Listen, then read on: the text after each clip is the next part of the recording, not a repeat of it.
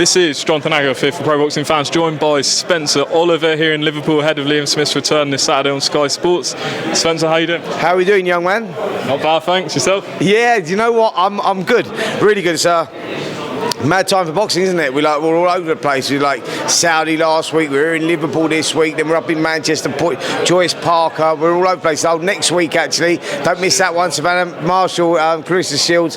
Yeah, so boxing's really good at the moment, loving it. Well, Liam Smith obviously re-signed with Sky. He's facing Hassan Mwakinyo. Well said. Yeah, I've been practicing a bit.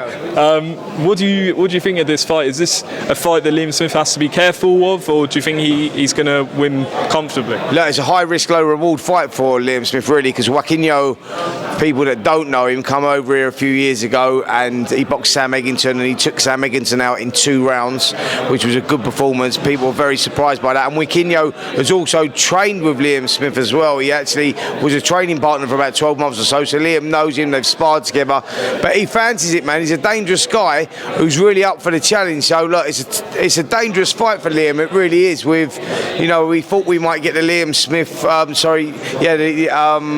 Liam Smith fight versus Chris Eubank Jr. That fight never materialised. Chris obviously boxing Conor now. Liam in this fight, ultimately he's looking for the world title fight. You know, he's 34 years of age, former world champion, and he wants that world title shot. So if he comes through on Saturday night, which I suspect he will, if he comes through, he'll be looking for a world title shot. But then if Eubank comes through against Ben, then that fight could possibly happen as a fight that we still might get. But I think that ultimately, yeah, look, William Smith wants that world title shot, and this is just another stepping stone. But I give him credit because it's a tough opponent. Who excites you most on the undercard?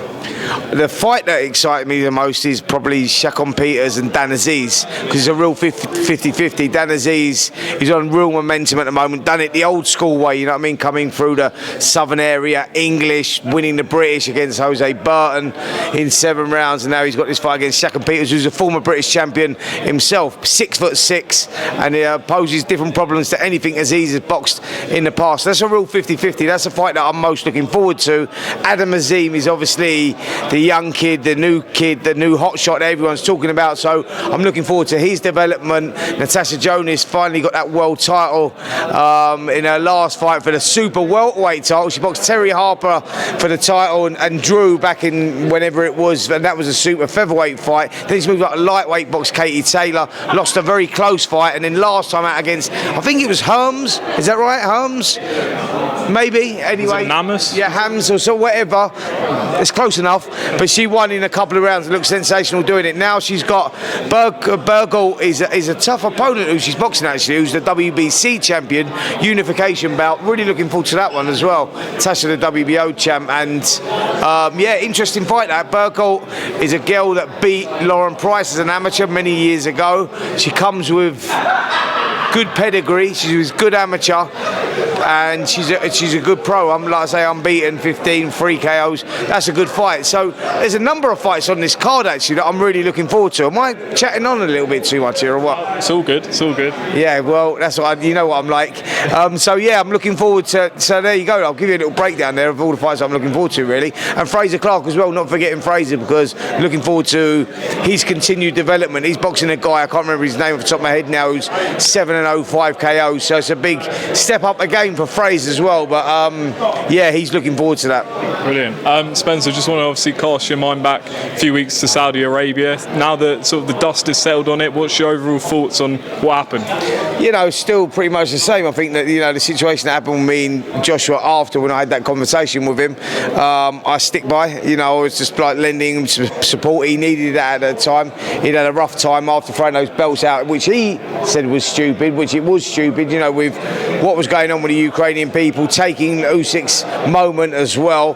He should not have done that, but ultimately I felt that he needed some support, and I was just lending that. Like, you know, I was just saying it as I scored it and as I saw it, that after 9 rounds I had the fight pretty even. Usyk clearly won the fight because he won the 10th, 11th and 12th, but it still remained at that point, it was quite a close fight, so I stand by that.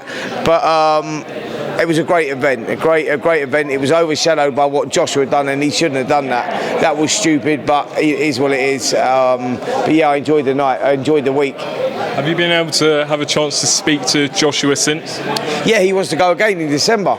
You know, he wants to get back out there. He wants to go and try and sort of like, he'll go back to the drawing board, work on where it went wrong, and try and put the wrongs right. That's what he does. He wants to become a three-time world champion. So he's back in the gym now and he's working hard, and we can see him out again. I reckon he'll be out again in December. He basically said he felt like he was getting to Usyk a little bit in 8. 9 he rolled the dice and he went for it and he blew a gasket and he had nothing left in the 10th. But Usyk showed his star quality and pushed on, what great champions do. Usyk's a phenomenal fighter. What names do you think are appropriate for this December return? It's a tough one to call because Joyce is boxing Parker for now the interim WBO interim title, which is a really interesting fight. You got Dillian Whyte that's still around as well. That would be another good fight for Anthony Joshua. But Dillian Whyte, I don't know where he's going, what he's talking about doing at the moment. You got Deontay Wilder, which is another great fight. There's many good fights out there. Hrgovic, who had a win on the undercard against Zhang of the Joshua fight in a really tough fight. That would be a good fight as well. There's lots of good fights out there for Joshua. So whatever he decides to do, I suppose the ball's in his court. They're going to pick a top 15 opponent, I think they were talking about doing. He needs to come back to winning ways to put himself back in the mix, but ultimate goal for Joshua is to become a three-time world champ. So any talk of retirement, there's none of that. And now moving on, obviously Tyson Fury and Oleksandr Usyk is the fight everyone wants to see. What do you think of that fight? How do you think it plays out? Great fight. Usyk, you know, he just ups his game all the time, doesn't he? But you'd have to lean towards the Gypsy King just because of his size and his boxing IQ as well.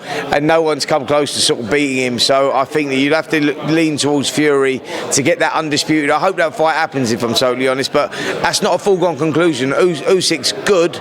But it's just whether he's big enough. But he's definitely good enough, but whether he's big enough. But I lean towards Fury in that one. It's a fight I want to see because I want to see the undisputed world titles. And final two predictions, Joyce against Parker, you mentioned it. How do you see it going? Whoa, tough fight to call that. Really tough fight to call. I think Parker has the pedigree, but it's whether he can withstand Joyce's relentless pressure.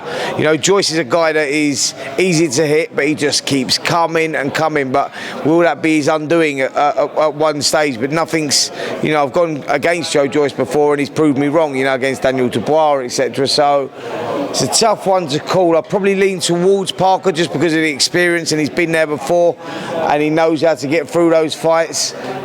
So I'll maybe lean towards Parker, but it's a tough one to call. It's a real 50-50. And final one, you got Canelo against Golovkin in a couple of weeks' time. Does it go the way a lot of people think and Canelo winning? Yeah, absolutely. Golovkin's now 40 years of age as well, 41 years of age or whatever he is. And I think in his last fight against Murata, he looked old at times and he looked, you know, I know he recaptured the world title, but he did look old at times there. And I think the timing would be perfect for Canelo, who's looking to get back into winning ways. And what better way to do it against Golovkin, who for me was one of the best fighters of our modern era, but unfortunately now I think he showed that age is creeping up on him in his last fight. Spence Oliver, appreciate it.